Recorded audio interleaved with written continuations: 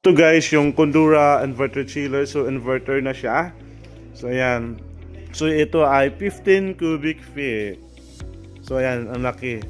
So kung may lalagyan ka pa sa mga cake, sa mga soft drinks, ito yung bagay sa business nyo guys. So ayan. So once na buksan natin, is automatic off siya. So ayan, hanggang 7 yung thermostat. So 7. Tapos ito yung model niya, oh. Ayan. Ayan. So ito yung ano niya, lagayan. Yung 5 layers to. 1, 2, 3. Ay, hindi. 1, 2, 3, 4, 5, 6, 7, 8. 8 pala. So, tapos ito yung susian niya.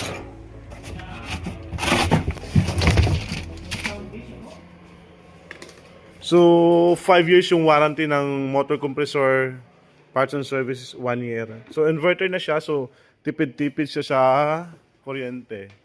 Yan.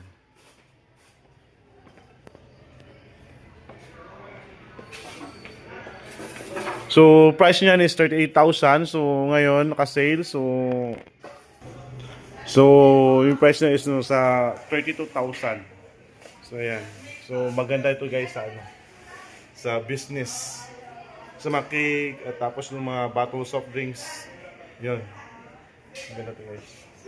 Tipid pa sa kuryente.